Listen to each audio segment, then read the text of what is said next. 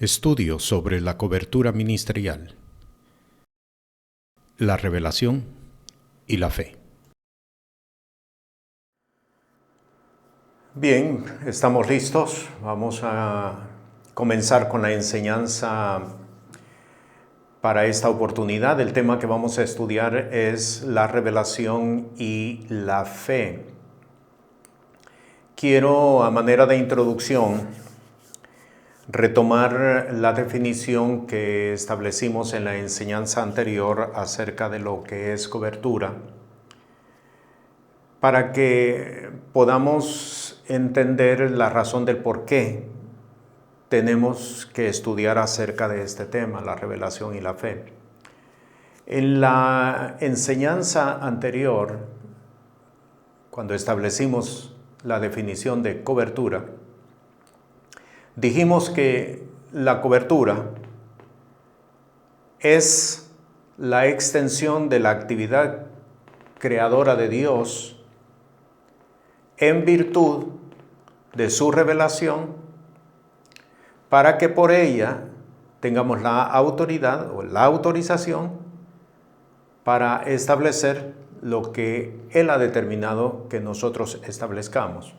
Es una definición que se conjuga entre sí misma.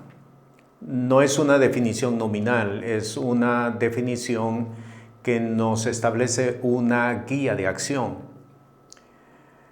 Lo primero que tenemos que entender es, con respecto a esta definición, la actividad creadora de Dios. Dios está en todo lugar, y eso lo sabemos porque las Sagradas Escrituras nos dicen que el Dios al cual nosotros servimos es Dios omnipresente, es decir, Dios está en todo lugar. Y el salmista David lo declara y lo define claramente: a dónde yo huiré de tu presencia, si fuere a los cielos, allí estás tú, si fuere a la profundidad de la mar, allí estás tú, ¿dónde me esconderé yo de tu presencia? Dios está en todo lugar, omnipresente. Pero hay algo que tenemos que integrar dentro de nuestro conocimiento ministerial, y es que Dios no está obrando en todo lugar. Dios está en todo lugar, pero no está obrando en todo lugar. Dios está obrando en personas particulares, Dios está obrando en regiones particulares, Dios está obrando en países particulares, Dios no está obrando en todo lugar. Inclusive cuando hablamos de congregaciones, tenemos que tener claro también que Dios no está obrando en todas las congregaciones. Unas se tienen que esforzar más que otras precisamente porque Dios no está obrando dentro de esas congregaciones, y eso lo podemos validar precisamente con el mensaje a las 7 iglesias del Apocalipsis. Ahí lo vemos claramente. De 7 iglesias, solamente 2 estaban operando de acuerdo a lo que Dios había determinado para cada una de ellas. 2 solamente estaban haciendo lo que Dios quería que hicieran.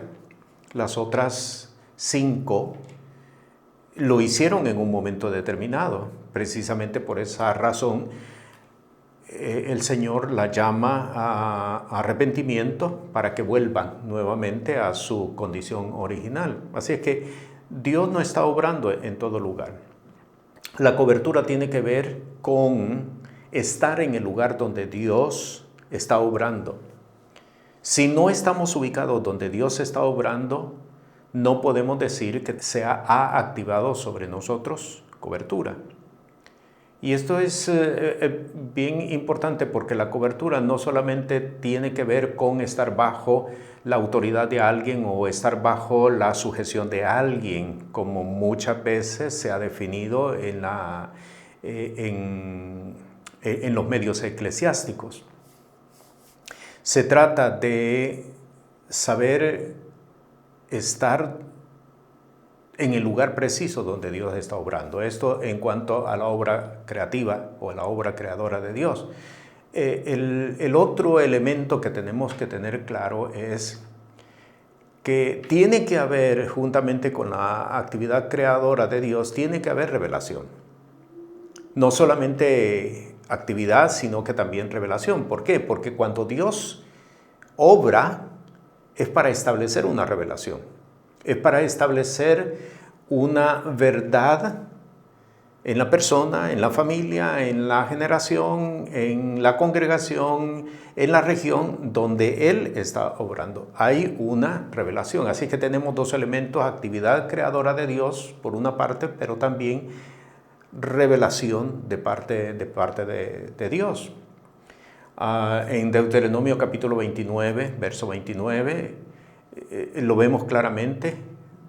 Las cosas ocultas pertenecen a Jehová nuestro Dios, pero las reveladas son para nosotros y para nuestros hijos, para que cumplamos las palabras de esta ley. Entonces, tiene que haber una revelación de Dios, y eso es parte de la actividad creadora que Dios establece. Lo vemos en el libro de Génesis: sea la luz. Y a partir del momento de cuando Dios dijo sea la luz, comenzó una actividad creadora que terminó con la formación del hombre y la formación de la mujer. En el proceso se está desarrollando una revelación por la cual el hombre va a establecer autoridad sobre todo lo que Dios ha creado. El Salmo 8, en el versículo 5, el salmista dice: le hiciste un tanto menor que los ángeles, refiriéndose al hombre, pero sin embargo le has entregado todas las cosas. Y esto nos está validando precisamente lo que estamos diciendo. Dios le entrega una revelación al hombre para que por medio de esa revelación él pueda establecer todo aquello que Dios le ha encomendado al hombre. Así que la cobertura se desarrolla cuando estamos en el lugar donde Dios está obrando y estamos caminando conforme a una revelación. Y cuando estos dos elementos se conjugan, tenemos la autoridad, la autorización para establecer todo aquello que el Señor nos ha encomendado a establecer. El tema de hoy tiene que ver con revelación y fe. ¿Por qué tenemos necesidad de estudiar este tema? Tenemos necesidad de estudiar este tema porque podemos estar en un ambiente de revelación y no necesariamente oír la revelación. Podemos estar dentro de un ambiente de revelación y no necesariamente podamos ver la revelación. Podemos estar en un ambiente de revelación y no necesariamente podemos entender la revelación. En unos minutos vamos a presentar varios ejemplos para que nosotros podamos entender. El tema que vamos a presentar en esta ocasión tiene el propósito de afinar nuestro sentido espiritual. Repito, el propósito de la enseñanza que estamos presentando tiene el propósito de que nosotros afinemos nuestros sentidos espirituales para que podamos oír, para que podamos ver, para que podamos entender. El caso de Elías, cuando después de haber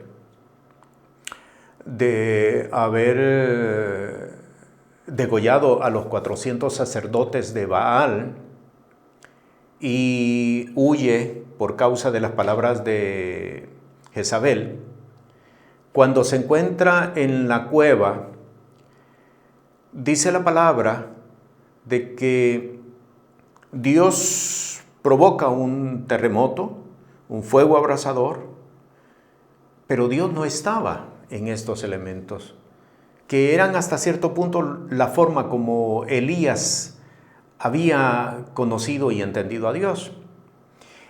El relato describe de que vino de momento un silbo suave y apacible, Yo creí por varios años que era eso precisamente, un silbo suave y apacible, como un sonido, como una música. Pero cuando entro a la palabra, al texto original, la palabra está describiendo que no era necesariamente un silbo suave y apacible. Era la voz de Dios en forma de murmullo. Y usted lo mira claramente en el relato, es Dios quien le está hablando. Pero le habló en una forma bien suave, es decir, me refiero con pocos decibeles, no tanto volumen, que fue necesario que el profeta pudiera afinar su oído para poder escuchar lo que Dios le estaba diciendo. El silbo suave y apacible era el murmullo de Dios, la voz suave en volumen, la voz suave para obligar al profeta, para afinar su oído y que pudiera escuchar la voz de Dios.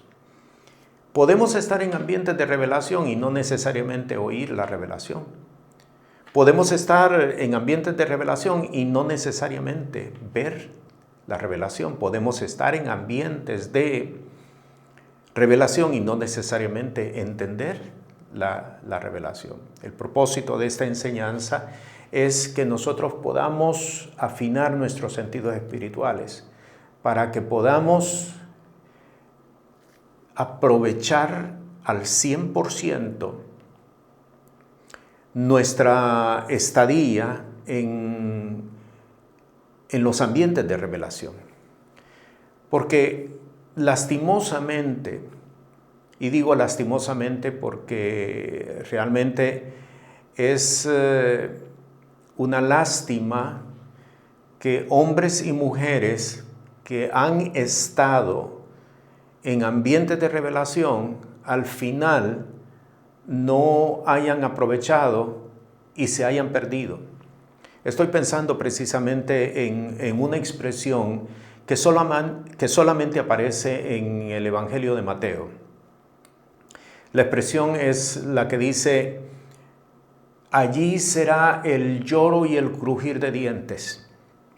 Y esta expresión, que se repite 7 veces en el Evangelio de Mateo, le invito para que usted las busque y vea cada uno de los escenarios, se va a dar cuenta que la expresión está unida a siervos de confianza que faltaron a la confianza de su amo, de su señor. Siervos a los cuales se les encomendó de acuerdo a la confianza de su amo, pero los siervos no pudieron ver por qué razón es que por qué el amo estaba actuando de esta forma. Y allí aparece la expresión: allí será el lloro y el crujir de dientes. Porque habiendo estado y habiendo sido hombres de confianza, al final son desechados. Mateo capítulo 7, que lo hemos señalado en otras ocasiones: no todo el que me dice Señor, Señor entrará en el reino de los cielos, sino aquel que hace la voluntad de mi Padre. En este texto que estoy citando, aquellos siervos le dicen: pero Señor, si en tu nombre echamos fuera demonios. Señor, pero si en tu nombre hablamos nuevas lenguas. Señor, pero si en tu nombre hicimos milagros. Y conocemos el texto, el Señor les replica: apartados de mí, obradores de maldad. ¿Por qué? Porque hombres que creyeron, porque están dando las pruebas de haber creído en Jesús. De acuerdo a Marcos capítulo 16, verso 16, estas señales seguirán a los que creen en mi nombre. Por lo tanto, se trata de hombres que creyeron, hombres que reconocieron a Jesús, pero que al final no pudieron entrar al gozo de tu Señor, precisamente porque no pudieron oír la revelación, porque no pudieron ver la revelación, porque no pudieron entender la revelación, pese a que estaban dentro de ambientes de revelación. Y esta es la preocupación que me lleva a establecer enseñanza acerca de este tema. Podemos estar en ambientes de revelación y no necesariamente recibir la revelación que el Señor nos está entregando. Y aquí vamos a comenzar. Quiero establecer definición acerca de lo que es la revelación de Dios al hombre. La revelación no es información. Lo hemos establecido en otras de nuestras enseñanzas, pero encuentro que es necesario que lo enfaticemos. La revelación no es información. La revelación es la confianza de Dios de confiarle al hombre su obra. Es la confianza de Dios de confiarle al hombre, de confiarle a la mujer su obra, sus operaciones, sus propósitos, de confiarle completamente todo. Eso es revelación. No es una información que se le entrega al hombre novedosa, diferente, por la cual el hombre se pueda inclusive jactar de que él tiene ese conocimiento. La revelación no es conocimiento. La revelación es la entrega de Dios al hombre de su obra, de sus operaciones, de lo que él va a hacer, de lo que el Espíritu está desarrollando en las regiones. Vea usted el caso de Abraham cuando los 3 varones vienen ante él y van camino a Sodoma y a Gomorra para destruirla. Abraham no sabe absolutamente nada. Sin embargo, en el camino, cuando Abraham camina un tramo con ellos, el Señor, porque es una cristofanía, el Señor dice: le encubriré yo a Abraham lo que voy a hacer, habiendo de ser él padre de naciones, padre de muchedumbres. Y allí es cuando el Señor le revela su obra, sus operaciones, lo que él va a hacer en el caso de Sodoma y Gomorra. Y allí es precisamente donde Abraham intercede: Señor, si hubieran 50 justos, Señor, si hubieran 45 justos, Señor, si hubieran 40 justos. Esto es revelación. Es la confianza de Dios en el hombre, en la mujer, que están caminando bajo su cobertura, de confiarle, de entregarle, de hacerle conocedor, partícipe de su obra, de sus propósitos, de sus operaciones, de lo que él inclusive va a hacer, no de lo que está haciendo, sino de lo que él va a hacer con una persona, con una familia, con una región, con una nación inclusive. Y esto tiene que enseñarnos a nosotros la necesidad de desarrollar el compromiso por la obra de Dios. Porque no se trata de un favor que Él nos está haciendo a nosotros, ni mucho menos se trata de una distinción para que nosotros estemos por encima de otras personas. No se trata de eso. Se trata de que de alguna manera, en la confianza que Él ha depositado en el hombre, en la mujer, a quien le entrega la revelación, en la confianza lo está haciendo de alguna manera partícipe de su obra. Un gran compromiso, una gran responsabilidad, pero a la misma vez la necesidad de desarrollar temor de Dios, porque no es que seamos igual a Dios, pero en su gracia Él nos hace partícipe precisamente acerca de eso. Quiero citar Salmo 25, versículo 14. Si usted tiene la oportunidad de leerlo, de buscarlo, hágalo, y de atesorar esta palabra, porque nos está estableciendo una llave de entendimiento. ¿Cuál es la llave de entendimiento? Salmo 25, 14, el salmista escribe: la comunión íntima de Jehová es con los que le temen, y a ellos les hará conocer su pacto. Vea qué impresionante esta revelación que Él nos está entregando por su palabra. La comunión íntima de Jehová es con los que le temen. Está hablando no solamente de temor de Dios, está hablando de comunión. Una comunión íntima, no una comunión desarrollada a base de oración, a base de ayuno, a base de vigilias. No.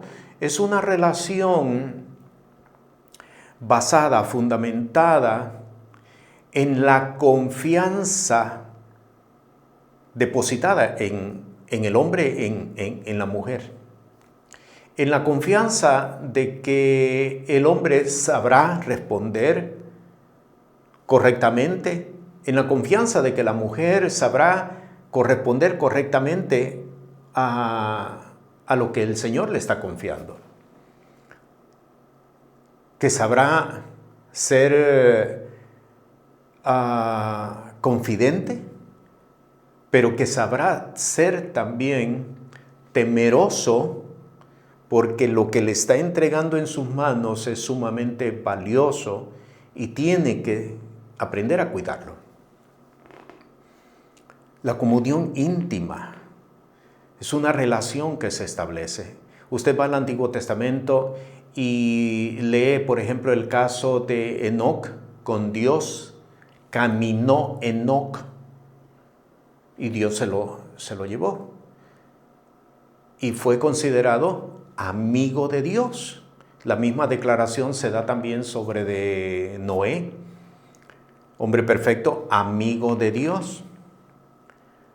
La comunión íntima es saber establecer o es saber desarrollar una relación de confianza, una relación de fiabilidad, una relación que no va a traicionar, que no busca solamente el beneficio propio, sino que es una relación que aprende a desarrollar compromiso con el Señor. La comunión íntima de Jehová es con los que le temen, y a ellos les hará conocer su pacto. Para que,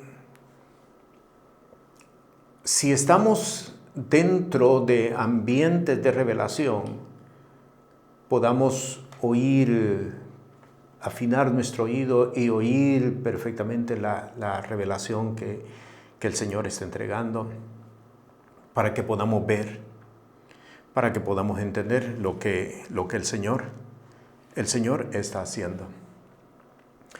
Y quiero presentarles, precisamente basado en esto, un caso acerca de cómo es posible que alguien pueda estar dentro de un ambiente de revelación y no ver la revelación. Vamos al segundo libro de Reyes. Segundo libro de Reyes. Vamos a leer en el capítulo 4, desde el versículo 25 al 31. Y se partió pues y vino al varón de Dios al monte del Carmelo, y cuando el varón de Dios la vio de lejos, dijo a su criado Giezi: he aquí la tsunamita. Te ruego que vayas ahora corriendo a recibirla y dile: ¿tienes paz? ¿Y tu marido y tu hijo? Y ella dijo: paz. Y luego que llegó al varón de Dios en el monte, asió de sus pies, y se llegó Giezi para quitarla, mas el varón de Dios le dijo: déjala, porque su alma está en amargura, y Jehová me ha encubierto el motivo y no me lo ha revelado. Y ella dijo: ¿pedí yo hijo a mi señor? ¿No dije yo que no se burlara? Entonces dijo él a Giezi: ciñe tus lomos y toma mi bordón en tu mano y ve. Y si alguno te encontrare, no lo saludes. Y si alguno te saludare, no le respondas. Y pondrás mi bordón sobre el rostro del niño. Y dijo la madre del niño: vive Jehová y vive tu alma, que no te dejaré. Él entonces se levantó y lo siguió. Y Giezi había ido delante de ellos y había puesto el bordón sobre el rostro del niño, mas ni tenía voz ni sentido. Y así se había vuelto para encontrar a Eliseo y se lo declaró diciendo: el joven no despierta. El caso del que quiero hablarle es precisamente de Giezi. Giezi no era un simple mayordomo o un siervo de Eliseo. No era un simple criado de Eliseo. Giezi bien pudo haber sido el sucesor de Eliseo. Giezi estuvo más tiempo con Eliseo que Eliseo con Elías. Y con esto lo estamos diciendo todo. Eliseo estuvo con Elías prácticamente el tiempo que le llevó desde donde estaba hasta el lugar donde fue tomado, arrebatado por un carro de fuego. Prácticamente ese fue el tiempo que Eliseo estuvo con Elías. Sin embargo, tiempo suficiente como para que Eliseo pudiera decir: yo quiero la doble porción de tu espíritu. Y todos conocemos precisamente este relato, y tal como él pidió, así fue hecho con él. Giezi estuvo mucho más tiempo con Eliseo. Vivió en el mismo ambiente de Eliseo. De hecho, hay un relato inclusive cuando hay un ejército apostado alrededor del lugar donde Eliseo está viviendo, y Giezi se lo comunica. Y Eliseo dice: Señor, ábrele los ojos, refiriéndose a Eliseo, para que vea. Y en ese momento se le abrieron los ojos espirituales a Giezi. Y Giezi vio cómo alrededor de los montes donde ellos estaban viviendo, vio como cantidad de ejércitos celestiales estaban apostados, y Eliseo le dijo: mayores son los que están con nosotros que los que están en contra de nosotros. El relato que acabamos de leer precisamente nos muestra la confianza que Eliseo ha depositado en Giezi. Le entrega su bordón, le entrega su báculo y le da instrucciones para que vaya y lo ponga sobre del niño. Fue la primera vez que Eliseo hizo algo similar con Giezi? Pienso que no. Pienso que no. En otras ocasiones, Giezi siguió instrucciones directas, precisas de Eliseo. ¿Cuánta confianza depositó Eliseo en Giezi? Sin embargo, no pudo ver la revelación. No pudo oír la revelación. No pudo entender la revelación. Y retomando lo que dije al principio, podemos estar en ambientes de revelación y no podemos ver la revelación. Podemos estar en ambientes de revelación y no oír la revelación. Podemos estar en ambientes de revelación y no ver la revelación. Podemos estar en ambientes de revelación y no entender la revelación. Por eso, la necesidad de que podamos entender acerca de la revelación, afinar nuestros sentidos espirituales, y acerca de la fe. Porque la revelación y la fe son dos virtudes que caminan juntas y en unos segundos o en unos minutos lo podremos ver. Revelación y fe caminan juntos. No puede haber fe si no hay revelación. No puede haber revelación si no hay fe. En Hebreos capítulo 11, en el versículo 6, el escritor dice, es necesario que el que se acerca a Dios crea que le hay y que es galardonador de los que le buscan. Si hay revelación, hay fe. Si hay fe, hay revelación. Pero el propósito que nos lleva a estudiar acerca de esto es que podamos afinar nuestros sentidos espirituales para que podamos verdaderamente entender lo que Dios nos ha confiado, para que así, de esta manera, podamos ejecutar lo que Él ha determinado que ejecutemos. Quiero continuar el relato para que ahora veamos qué es lo que sucede con Giezi. Vamos al capítulo 5. En el capítulo 5 vamos a leer desde el versículo 20 hasta el versículo 27. Entonces Giezi, criado de Eliseo, el varón de Dios, dijo entre sí, he aquí mi señor estorbó a este Ciro Naamán, no tomando de su mano las cosas que había traído. Vive Jehová, que correré yo tras él y tomaré de él alguna cosa. Y siguió Giezi a Naamán, y como le vio Naamán que venía corriendo tras él, se bajó del carro para recibirle y dijo, ¿todo bien? Y él dijo, bien.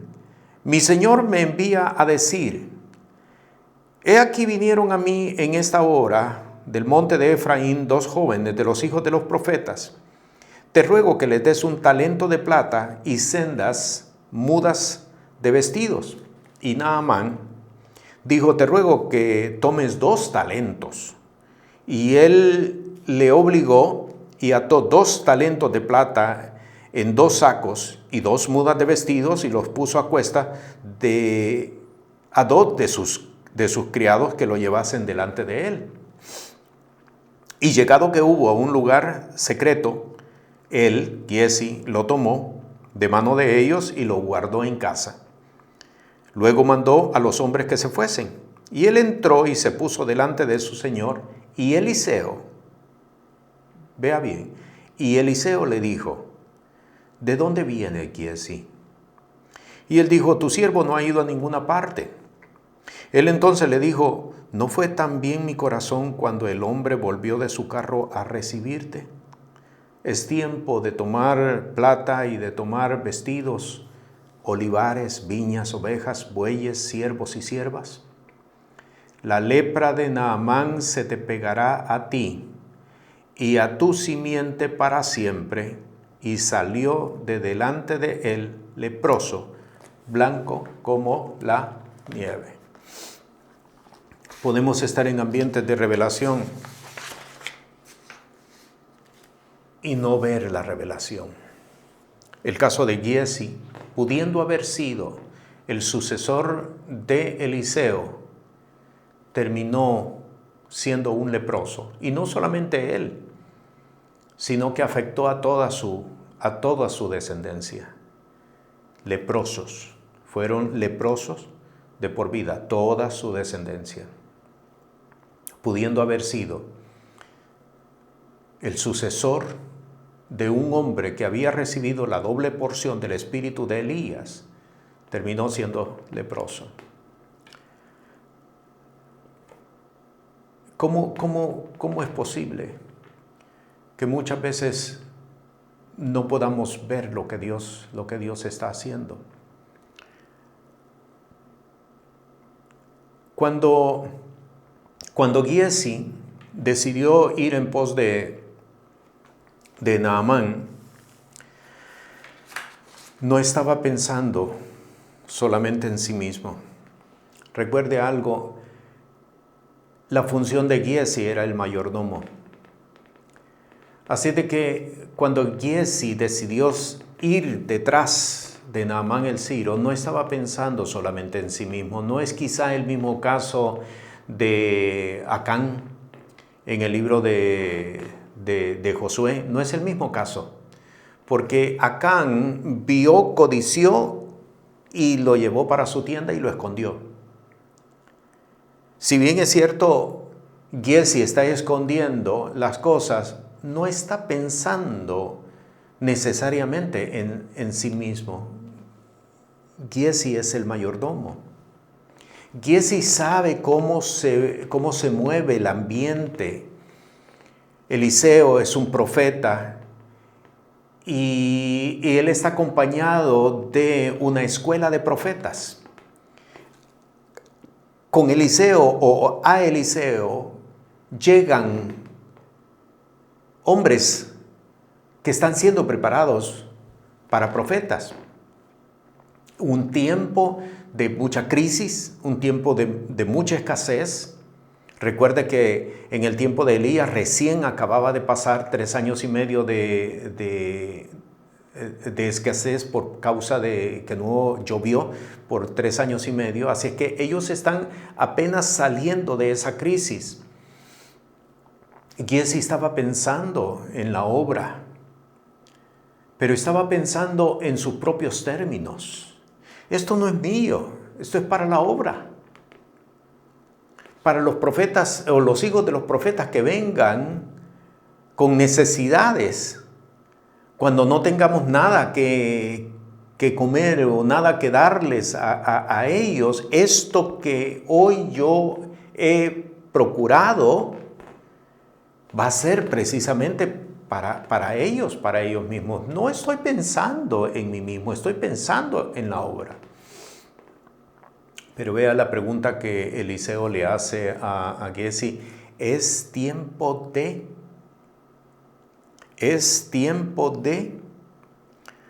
tomar plata, de tomar vestidos, olivares, viñas, ovejas, bueyes, siervos y siervas?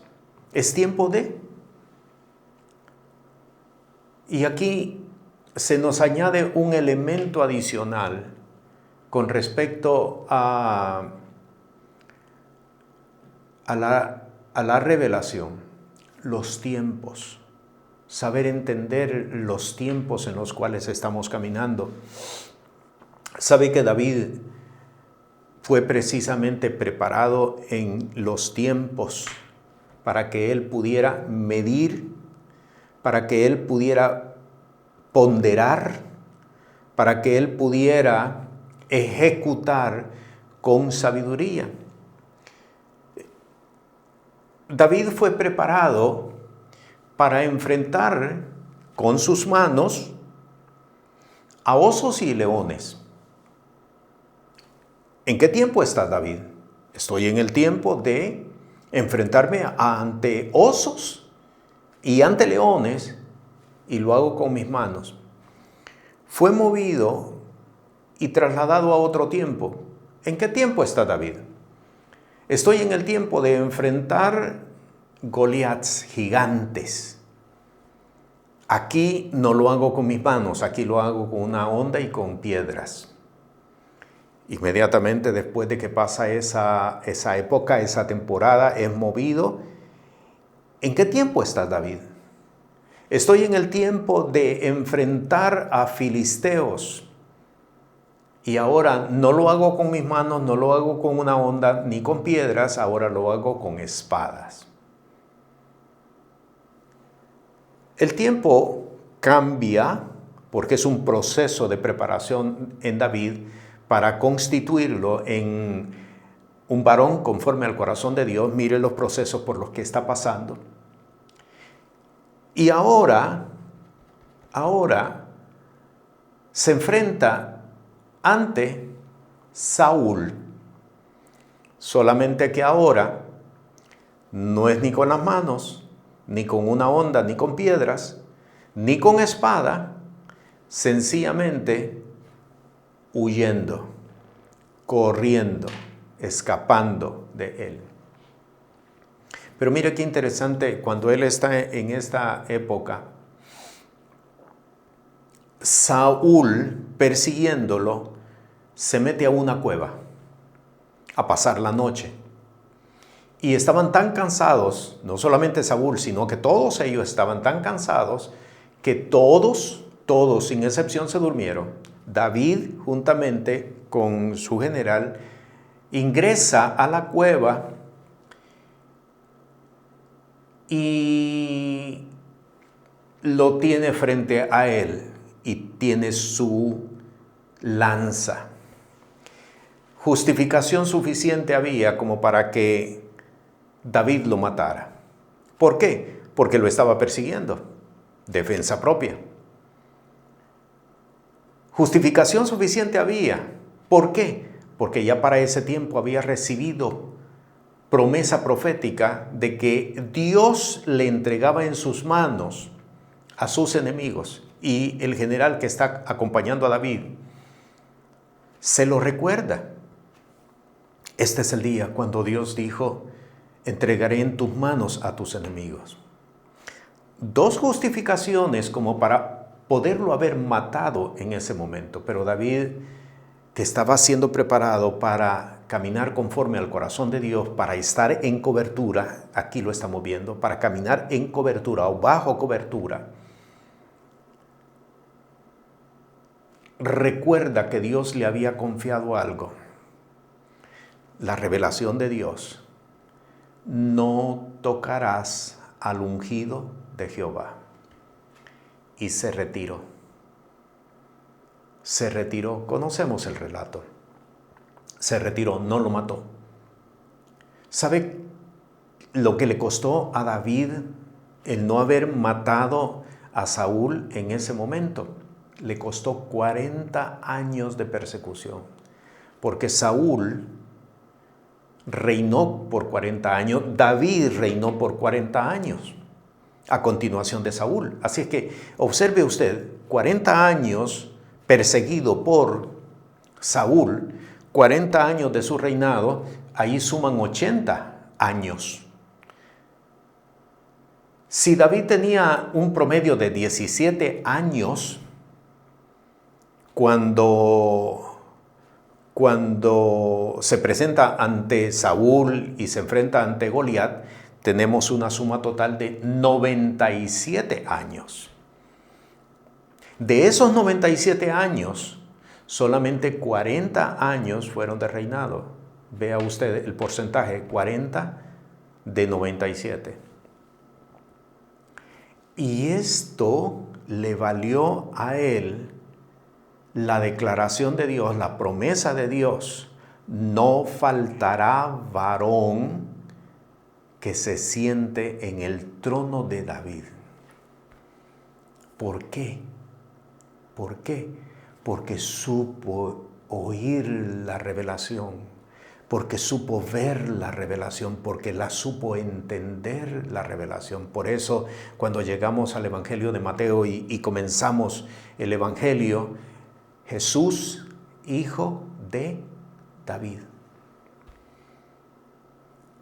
varón conforme al corazón de Dios. Porque estuvo en ambientes de revelación y pudo aprehender, es decir, pudo abrazar la revelación y caminar en la revelación.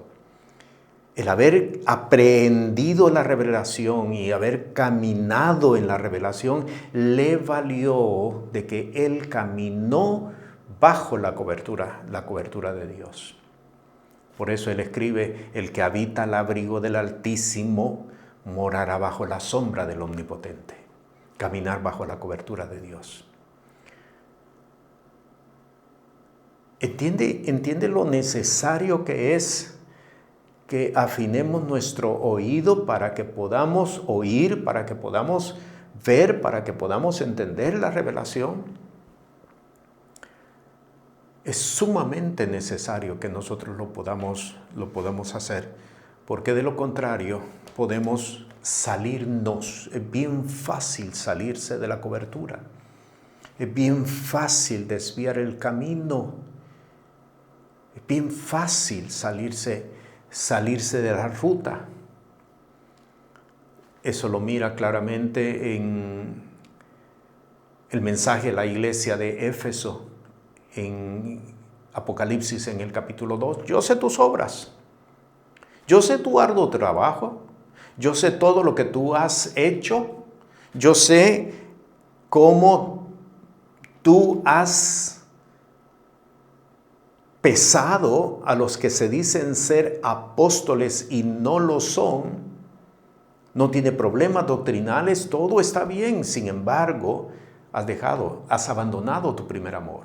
Abandonar el primer amor es haber abandonado la confianza que se había depositado en él, haber fallado a la confianza que se le entregó, habiéndole confiado toda la revelación que el apóstol Pablo había recibido de parte de Dios. Dejaste tu primer amor, fallaste a la revelación que se te entregó. Es bien fácil salirse de la cobertura porque muchas veces no se puede necesariamente ver, ni oír, ni entender la revelación. Por eso es necesario entender acerca de la revelación y la fe, el tema que estamos desarrollando. Quiero ir ahora a explicar acerca de la fe, para que podamos tener el conjunto completo de lo que es la afinación de los sentidos espirituales para caminar en revelación y para que podamos estar bajo cobertura y no salirnos de ella. ¿Qué es fe? Sé que tenemos una definición, es la definición prácticamente idónea, es la definición idónea, la que tenemos en Hebreos capítulo 11, en el versículo 1, y que pues cuando hablamos de fe casi todos nos remitimos a esa definición. Es pues la fe, la sustancia de las cosas que se esperan, la demostración de las cosas que no se ven. Pero quiero decirte que fe no solamente es esperar algo. Fe no solamente es esperar algo. Casi siempre, cuando definimos fe, lo hacemos en función de lo que yo espero, de lo que yo quiero, de lo que yo le estoy pidiendo al Señor. Tiene que ver con algo que yo estoy esperando. La fe no solamente tiene que ver con algo que se espera, sino, escucha bien, sino con algo que tenemos que hacer, lo que Dios espera que nosotros hagamos.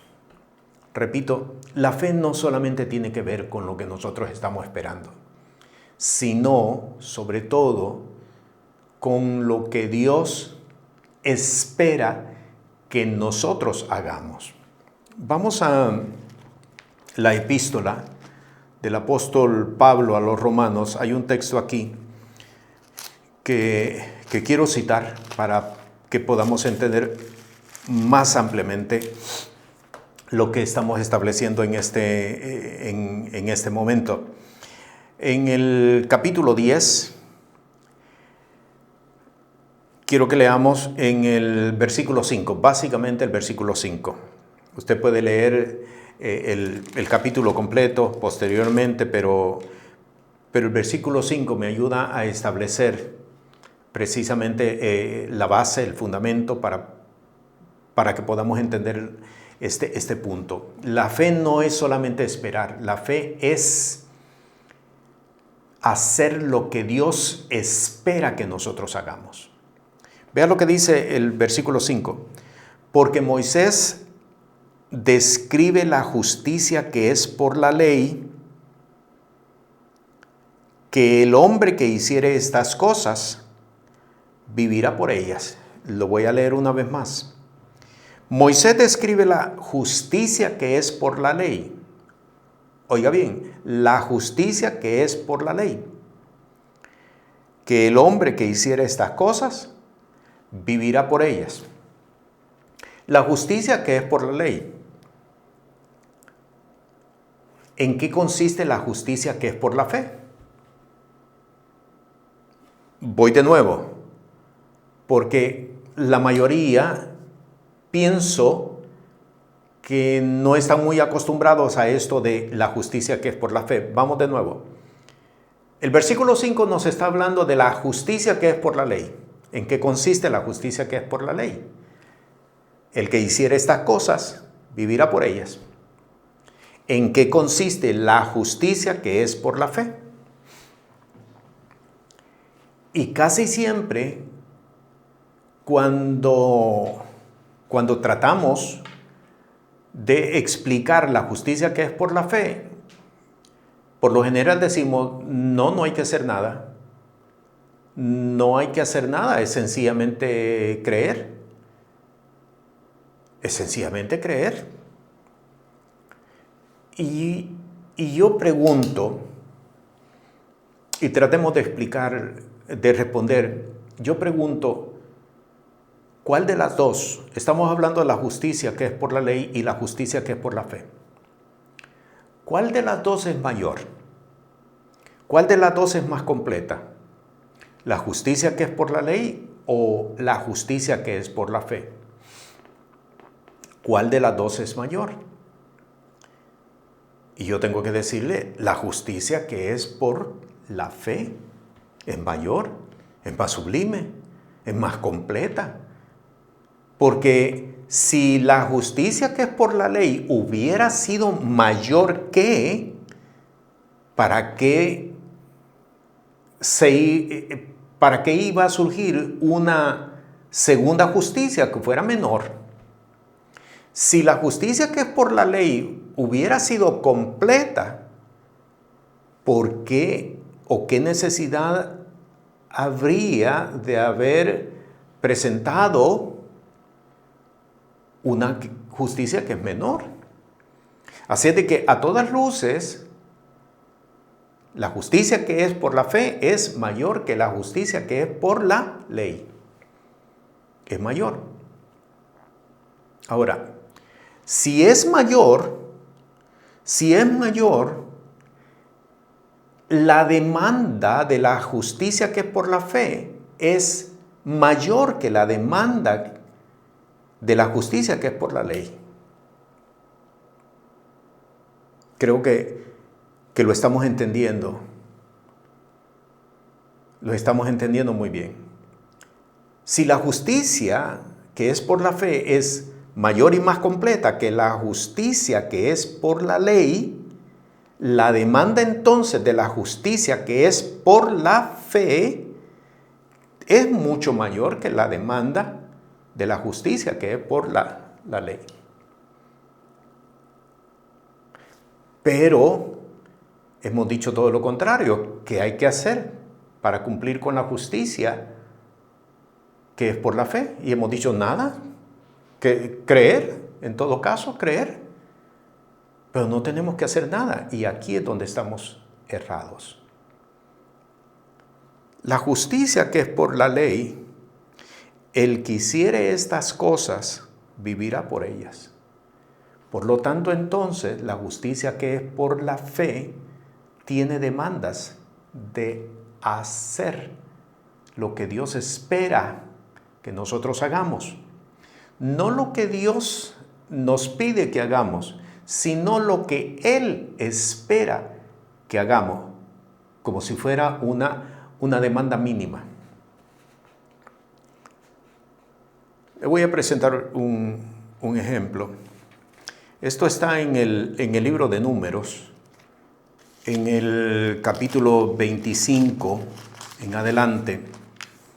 El caso de cuando un príncipe de los hijos de Israel introduce a su tienda a una moabita. Recuerda el momento cuando las hijas de Moab invitaron a Israel a sus fiestas y ellos comieron y se inclinaron a sus dioses. Pues uno de estos príncipes introdujo a una moabita a su tienda. Fines, un hijo de Eleazar, lo vio y tomó una lanza. Entró en la tienda y los mató a ambos. Por este acto, no fue un acto que Dios se lo demandó, no es un acto que Dios se lo pidió, pero por ese acto, Fines vino a ser constituido en sumo sacerdote. No todos los hijos de Aarón podían ser sumos sacerdotes, solamente había una línea. Y Fines de los hijos de Eleazar no estaba dentro de esa línea. Así de que este acto de justicia le valió a Fines y a la generación de Eleazar para ser considerado como la línea sucesora de Aarón, de los sumos sacerdotes. ¿A qué me estoy refiriendo? La justicia que es por la fe tiene demandas. Son aquellos actos que Dios espera que nosotros hagamos, sin necesidad que se nos diga que tenemos que hacerlo. Así de que cuando vamos a definir fe, lo vamos a definir como asignaciones de vida. Y con esto me estoy refiriendo, haz esto y vivirás. Haz esto y vivirás. La fe, entonces, es una asignación espiritual que nos permite seguir viviendo y que nos permite integrarnos a la obra de Dios. Haz esto y vivirás. Es una definición a la que no estamos acostumbrados. Yo lo sé, no estamos acostumbrados. ¿Por qué? ¿Por qué no estamos acostumbrados? Y de seguro que a más de alguno le estará impactando. ¿Por qué no estamos acostumbrados? Porque casi siempre definimos la fe en función de nosotros. En función de nosotros, en función de lo que yo quiero, en función de lo que necesito, en función de mis necesidades, en función de lo que me corresponde, de lo que me compete, de lo que me conviene. Pero no la hemos definido en función de Dios. La fe no es nuestra, la fe es de Dios. El hombre no puede crear fe. La mujer no puede crear fe. La fe viene de parte de Dios. Dios entrega medidas de fe. Por lo tanto, la fe es lo que Dios espera que nosotros hagamos sin necesidad de que se nos diga lo que tenemos que hacer. Por eso, de nuevo, aquí viene el nivel de confianza. Porque la revelación tiene que ver con confianza depositada en la persona. Que si usted revisa las palabras del apóstol Pablo a Timoteo, es exactamente lo mismo. Pablo le dice a Timoteo, habiendo sido yo perseguidor de la iglesia, blasfemo, Dios me tuvo misericordia y me dio una dignidad, la dignidad del ministerio. El haberte confiado una revelación, un beneficio, una virtud. La fe entonces es una asignación de vida, lo que Dios espera que nosotros hagamos sin que Él nos tenga que decir que lo tenemos que hacer. Y le voy a presentar un par de ejemplos para que podamos visualizar mucho más esto que acabo de decir. Vea lo que dice en Génesis, en el capítulo 12, el caso de Abraham. Quiero leer los primeros 4 versículos. Pero Jehová había dicho a Abraham, vete de tu tierra y de tu parentela y de la casa de tu padre a la tierra que te mostraré.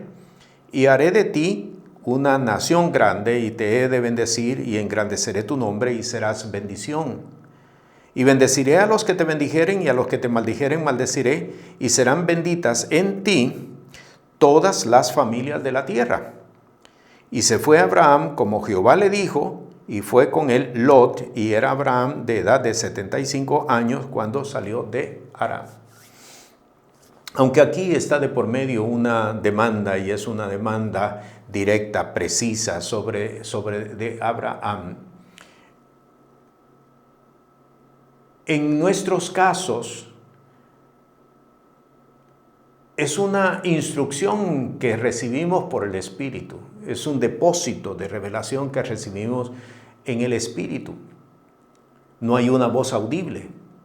No hay una instrucción visible. La tenemos en el Espíritu. Pero está en nosotros no hacerla. Por ejemplo, en el caso de Abraham, en esta primera asignación de vida, Dios le dijo, sal de tu tierra y de tu parentela. Sin embargo, llevó consigo a Lot. Es una asignación de vida. Dios espera que nosotros lo hagamos en virtud de la confianza que Él ha depositado en nosotros. Dios confía que nosotros lo podamos hacer. Eso es fe, una asignación. Haz esto para que puedas seguir viviendo, para que puedas seguirte manteniendo, para que puedas seguir actuando conforme a la voluntad de Dios. Esta es la razón del por qué muchas veces hay hombres y hay mujeres que son desechados, porque Dios les entregó una confianza y no hicieron de acuerdo a la confianza que Dios les entregó. Este es el caso de Saúl. Dios depositó, recuérdese que Saúl fue escogido por Dios directamente. Fue escogido por Dios y le dio una confianza, pero Saúl no correspondió a la confianza que Dios le había entregado y fue desechado. Dios desecha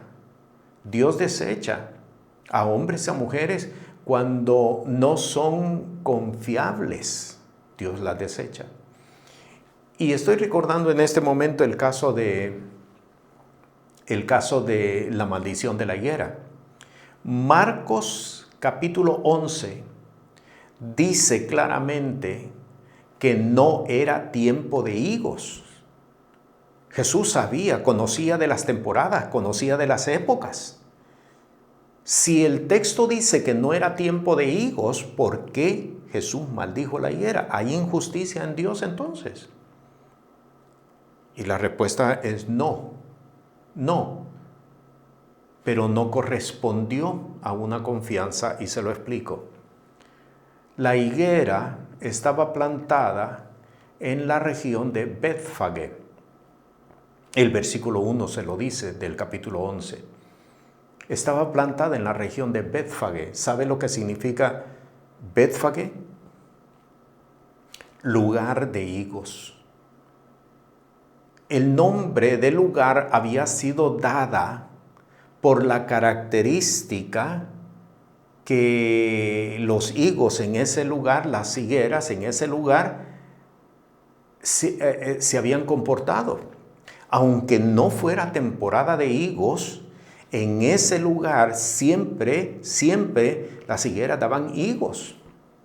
Por eso el nombre.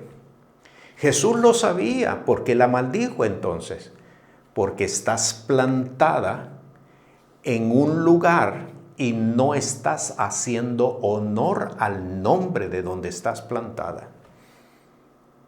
La fe es una asignación de vida. Dios deposita una confianza. O cuando el hombre, cuando la mujer no son capaces de responder a la confianza de Dios, Dios desecha. Dios desecha. Usted tiene el caso de David ante Saúl, de que fueron desechados precisamente por faltar a la confianza. Siempre en el mismo libro de Génesis, vamos ahora al capítulo 22, para que podamos ver otro caso siempre en la vida de Abraham. Quiero leer desde el versículo 1 hasta el versículo 12. Y aconteció después de estas cosas que probó Dios a Abraham y le dijo a Abraham, y él respondió, heme aquí. Y dijo, toma ahora tu hijo, tu único, Isaac, a quien amas, y vete a tierra de Moria y ofrécelo allí en holocausto sobre uno de los montes que yo te diré. Y Abraham se levantó muy de mañana y enalbardó su asno, y tomó consigo 2 mozos suyos y a Isaac su hijo, y cortó leña para el holocausto, y se levantó y fue al lugar que Dios le dijo. Al tercer día alzó Abraham sus ojos y vio lugar de lejos. Entonces dijo Abraham a sus mozos, esperaos aquí con el asno, y yo y el muchacho iremos hasta allí y adoraremos y volveremos a vosotros. Y tomó Abraham la leña del holocausto y la puso sobre Isaac su hijo, y él tomó en su mano el fuego y el cuchillo, y fueron ambos juntos. Entonces habló Isaac a Abraham su padre y dijo, Padre mío. Y él respondió, heme aquí mi hijo. Y él dijo, he aquí el fuego y la leña, mas ¿dónde está el cordero para el holocausto? Y respondió Abraham, Dios se proveerá de cordero para el holocausto, hijo mío. E iban juntos. Y como llegaron al lugar que Dios le había dicho, edificó allí Abraham un altar y compuso la leña y ató a Isaac su hijo y le puso en el altar sobre la leña. Y extendió Abraham su mano y tomó el cuchillo para degollar a su hijo. Entonces el ángel de Jehová le dio voces del cielo y dijo, Abraham, Abraham. Y él respondió, heme aquí. Y dijo, no extiendas tu mano sobre el muchacho ni le hagas nada, que ya conozco que temes a Dios, pues que no me rehusaste tu hijo, tu único. Asignación de vida. La fe es una asignación de vida. No es esperar lo que Dios pueda hacer conmigo. Es lo que Dios nos está demandando que nosotros hagamos. En los 2 ejemplos que le he presentado en la vida de Abraham, se ve claramente lo que significa una asignación. Haz esto y seguirás viviendo. Haz esto para que puedas entrar. Haz esto para que puedas establecer la justicia que es por la fe. Es una asignación de vida. Pero no le hemos podido ver hasta este momento de esta manera. ¿Por qué? ¿Por qué? Porque no hemos tenido oídos para oír, porque no hemos tenido ojos para ver, porque no hemos tenido corazón para entender la obra de Dios. Casi siempre lo que estamos viendo es mi obra, mi actividad, lo que me compete, lo que me corresponde, lo que me conviene, lo que aplica a mí. Nosotros no somos los protagonistas de la vida. Nosotros no somos el centro de la vida. Es Dios el centro de todo. ¿Por qué hemos cambiado el orden de las cosas? La fe es una asignación de vida. Que podamos hacer lo que Dios quiere que nosotros hagamos. Eso es lo que vemos en el caso de Abraham. Por eso, la justicia que es por la fe es hacer lo que Él nos pide que nosotros hagamos. Creyó y le fue imputado por justicia. Pero creyó no para sí, creyó para completar la demanda que Dios le estaba presentando a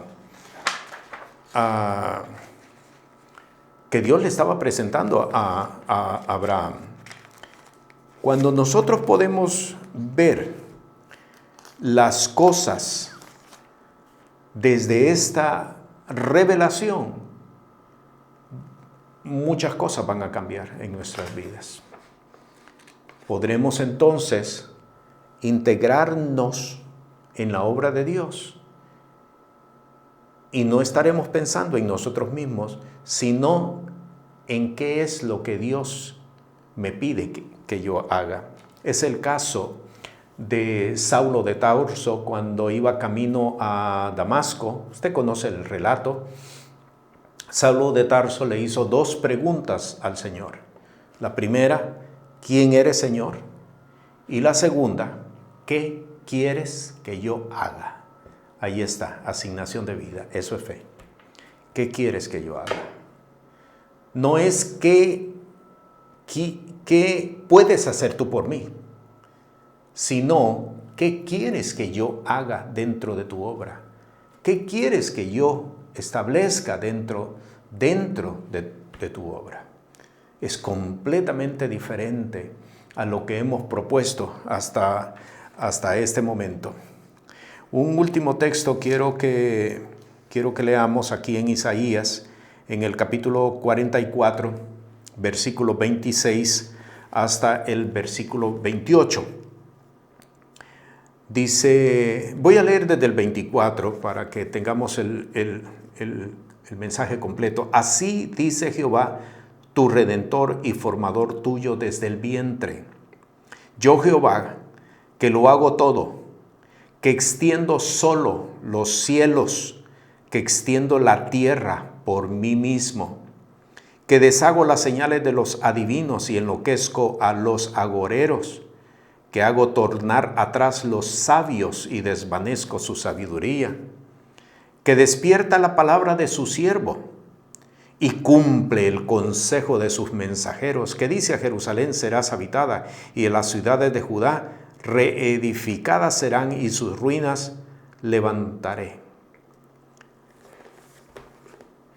Y el versículo 27 y versículo 28 hablando acerca de Ciro, versículo 28 que dice de Ciro, es mi pastor y cumplirá todo lo que yo quiero, cumplirá todo lo que yo quiero. Esto es fe, es una asignación de vida.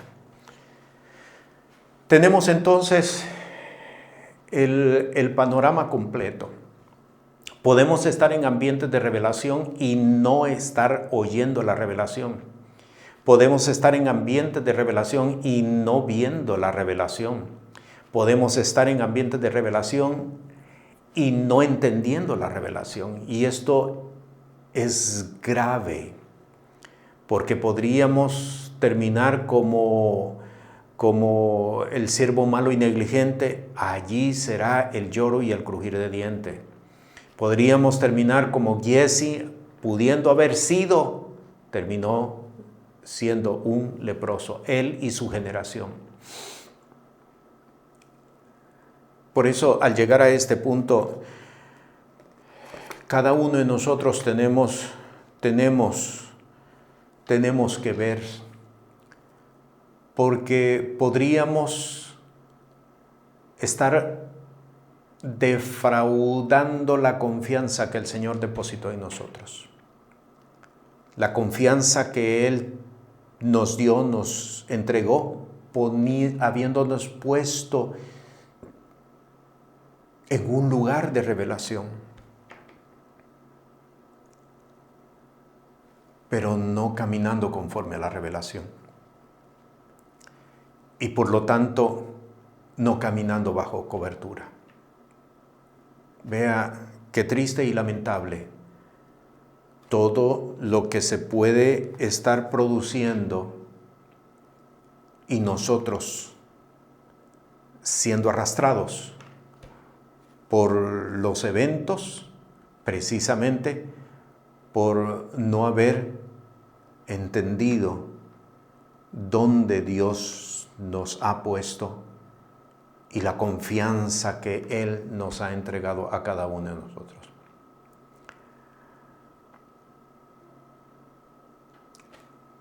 Por eso, este es un momento para tomar acción y para reconvenirnos delante de la presencia del Señor. Quiero dejarte estas 3 preguntas para que las contestes y para que en función de ellas puedas hacer correcciones, enmiendas y podamos afinar, sobre todo podamos afinar nuestros sentidos espirituales para poder caminar en la revelación que Él nos ha entregado. Pregunta número 1, ¿quién es mi cobertura? Y juntamente con esta primera pregunta, la segunda, ¿cómo estoy seguro de que Él o ella es mi cobertura? Y tercera pregunta, ¿cuál es mi asignación de vida? Estas 3 preguntas nos tienen que ser una guía para que podamos evaluar nuestro estado, nuestra condición y la ruta que estamos siguiendo. Te bendigo. La paz y la gracia del Dios eterno, del Todopoderoso, sea contigo y que podamos ubicarnos donde Él quiere que nosotros nos ubiquemos. Este programa es presentado por el Ministerio Apostólico y Profético Cristo Rey. Puede comunicarse con nosotros por WhatsApp al 1407-653-9700. Sea la paz de Dios sobre su vida.